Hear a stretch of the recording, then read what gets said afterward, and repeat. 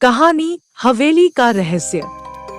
किसी एक छोटे से गांव में जहां सुखद वातावरण और शांति का माहौल बसा हुआ था, वहां एक पुरानी और डरावनी हवेली खड़ी थी। इस हवेली की कहानी काफी पुरानी थी और लोग कहते थे कि इसमें भूत प्रेत रहते हैं।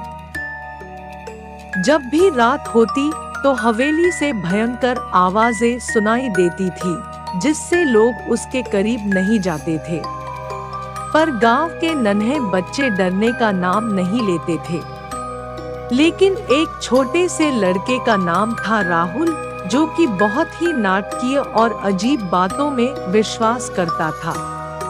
राहुल का मानना था कि भूत प्रेत कुछ नहीं होते और वह उन्हें खोजने का वादा करता था। एक दिन राहुल और उसके दोस्त गुलाब और सोनू ने हवेली के पास एक खेल का मैदान खोजा। हवेली के पास पहुंचकर उन्होंने एक पुराने कमरे को देखा जो कि बंद पड़ा हुआ था। वे कमरे में घुसे और उसमें देखा कि कमरा बहुत ही पुराना और डरावना था। राजू ने अपने दोस्तों को कहा, देखो, यह कमरा हमें भूत प्रेत के रहस्य का समाधान करवा सकता है। गुलाब और सोनू थोड़े डरे हुए थे, लेकिन राहुल ने उन्हें हिम्मत दी और साथ चलने को कहा। उन तीनों ने मिलकर कमरे की खोज शुरू की। वे कुछ पुराने सामान और बुरी तरह की खौफनाक छवियां देखते रहे। तभी एक आवाज सुनाई दी, कौन है? उन तीनों ने तेजी से पीछे मुड़कर देखा, लेकिन किसी को नहीं देखा। फिर से वह आवाज आई, कौन है? और इस बार वह आवाज बहुत ही डरावनी और खौफनाक थी। राहुल ने धीरे से कहा, हम बस खोज रहे थे, कोई हमसे डरने की कोशिश न करे। फिर से एक आवाज आई, तुम्हें यहाँ से जाना होगा या मैं तुम्हारा सिर काट दूंगा। राहुल, गुलाब और सोनू का दिल धड़कने लगा।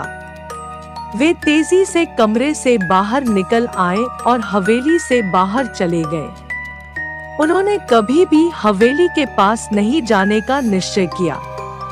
कुछ दिन बाद राहुल ने अपने दोस्तों को फिर से हवेली के पास ले जाने का निश्चय किया। वे एक रात को हवेली के पास पहुंचे और उसी कमरे में घुसे जहां से वे पहले भाग गए थे। कमरे में जब वे पहुंचे तो उन्होंने देखा कि कमरा अब और भी खौफनाक और डरावना हो गया था।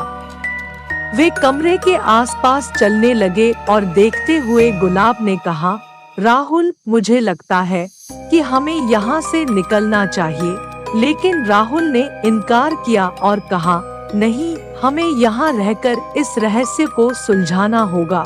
गुलाब और सोनू थोड़े डरे हुए थे, लेकिन राहुल की हिम्मत देखकर वे भी साथ रहने लगे। उन तीनों ने कमरे की खोज शुरू की और वे अनेक खौफनाक चीजों को देखने के बाद दाम्पत्य हो गए। तभी एक आवाज सुनाई दी, क्या तुम मुझे छोड़ दोगे?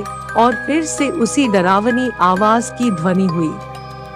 राहुल ने उत्साह से कहा, हाँ, हम तुम्हें छोड़ देंगे, लेकिन तुम्हें हमें इस रहस्य का हल बताना होगा। तभी आवाज आई, ठीक है, लेकिन तुम्हें एक परीक्षण पारित करना होगा। राहुल, गुलाब और सोनू ने स्वीकार किया और आवाज के अनुसार काम किया। उन्होंने कई खौफनाक चीजों का सामना किया, लेकिन उन्होंने हिम्मत नहीं हारी। अंत में आवाज ने कहा, तुम्हारा परीक्षण पारित हो गया है। अब मैं तुम्हें इस रहस्य का हल बताता हूँ। एक छोटा सा झरना था जो कि कमरे में छिपा हुआ था। झरने के पास एक पुराना संदूक था जिसमें एक पुरानी पुस्तक और कुछ अन्य वस्तुएं थी। राहुल, गुलाब और सोनू ने पुस्तक को खोला और उसमें लिखी गई बातें पढ़ी। बात यह थी कि यह हवेली कभी एक शासक की थी जो बहुत ही निर्दयी और क्रूर था। वह अपनी सत्ता का इस्तेमाल अन्यायपूर्ण तरीके से करता था और उसके लिए लोगों का डरना उसकी आमदनी का स्रोत था। एक दिन एक योगी उस शासक के पास आया और उसे डरावनी आवाजें सुनाई। उसने शासक को बताया कि यह हवेली भूतों के घर के समान है और उसे छोड़ देना चाहिए। शासक ने उस योगी की बातों को नकार दिया और उसे शिकायत करने की धमकी दी। इसके परिणाम स्वरूप योगी ने हवेली को शापित कर दिया कि यह सदैव के लिए भूतों के रहस्यमय और डरावने आवाजों से भरा रहेगा। इस पुरानी कहानी के अनुसार वह शासक और उसकी परिवार की आत्माएं अब भूत बन गई हैं और उनकी आवाजें उस हवेली में हमेशा सुनाई देती हैं। राहुल, गुलाब और सोनू ने यह सभी बातें पढ़ी और उन्हें यह समझ में आया कि भूत प्रेत असल में थे और वह गलती से उनके साथ खेल रहे थे। उन्होंने तुरंत हवेली को छोड़ दिया और वहां से निकल गए। इसके बाद से वे कभी भी उस हवेली के पास नहीं गए और उन्होंने डर के बारे में कभी भी बात नहीं की। इस घटना के बाद से राहुल, गुलाब और सोनू ने नहीं सिर्फ उस हवेली के पास से दूरी बनाई, बल्कि उन्होंने अपने साथ डर के खिलौने का भी त्याग किया।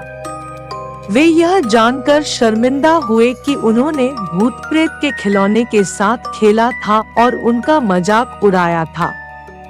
अब वे उसे सच मानते थे और उससे डरते थे। इस कहानी से सीखने का संदेश था कि हमें कभी भी डर के खिलौने के साथ खेलना नहीं चाहिए और हमें अपने आसपास के लोगों की बातों को सुनना चाहिए। डरना और अनजाने में किसी भी अजीब चीज से मिलकर हमें और भी बड़ा दुख पहुंच सकता है। कहानी अच्छी लगी हो तो like, subscribe, share and comment करें। Thanks for watching.